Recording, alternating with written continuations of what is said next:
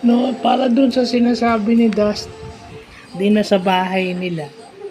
Eh, hindi raw siya, lagi yung nakikita siya mali. Siya yung laging may pake, siya yung parating siya yung laging involved. Siya yung sinasabi na nasisita dahil siya yung middle child. Parang sinasabi siya yung black sheep. Well, alam natin na Chinese, okay? Chinese itong si Dustin. So, yung parents niya followed certain Chinese traditions na mahirap baliin. So, hindi mo pwedeng i-equate yung sa bahay ni kuya sa bahay nyo. It was clearly stated na maghiwalay muna kayo para hindi makapag-violate o makakumit pa si Bianca ng maraming mali, in which Bianca acknowledges it, kaya maraming beses siya nagsosorry. Ang hindi ko maintindihan sa'yo, hindi naman ikaw yung kino-call out. So lumalabas na masyado ka lang clingy. Okay? Masyado ka lang clingy dun sa may video na lumalabas na magkasama kayo ni Bianca na nagsalita siya. So, dun pa lang, sinungaling ka na. Na nakita mismo ni Clarice, kaya nga sinabi ni Clarice na maghiwalay muna kayo. At lumalabas, bahay mo na yon. Hindi na bahay ni kuya yon kasi karamihan ng tao nag-a-adjust sa'yo. Oh.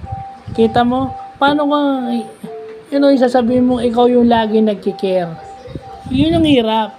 Kasi baka naman, over-caring ka parati na medyo nasasakal na yung mga tao sa'yo na kailangan may ma-achieve ka para may mapatunayan ka, para maging proud ka. And some parents, dahil siguro sa sobrang pagtatrabaho nila, hindi na nila napapansin yung ginagawa mo.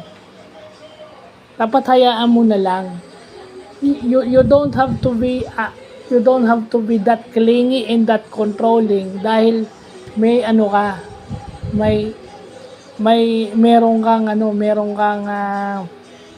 meron kang issue sa bahay nyo, sa sarili nyong pamamahay na nadadala mo sa bahay ni kuya. Easier said than done. But dapat nag-a-adjust ka. First of all, hindi mo bahay yun. Kailangan mong makisama sa bawat tao. At tingnan mo, sinabi ni Esnir, closed-minded ka. Yung sinabi ni Emilio, which makes it valid na misunderstood mo si Kla. Ikaw, minasama mo yung sinabi ni Clarice. Pero wala siyang masamang ibig sabihin. And then, anong gagawin ng makikitid na utak mong supporter, pati ng makitid na utak na kagaya mo? Magagalit ka. And then, sasabihin mo, magkabati lang kayo ni Kla, okay ka na. So, sa mga fans, umamin si So, kung talagang wala siyang kasalanan, bakit sinasabi niya na magkabati lang kami, mapatawad lang ako ni Ate Kla, okay na ako, ready to go na ako, kasi nga nominated siya. So, bakit niya sasabihin yun kung pakiramdam niya, hindi talaga siya nagkasala o wala siyang fault kay Clarice? Okay? Kasi ang sa inyo, pag nag-explode yung tao, galit, para kayong hindi, tapos sasabihin niya lumalabas na yung tunay na ugali ng Tebuli. She's just speaking the truth. Nakakala mo naman 3 months sa develop yun. Ang tanong doon, sa labas ba matutuloy yan? Oh. Kasi katulad din yan nung Jarlet Yung Jarlet at saka yung JM Jazz. Oh.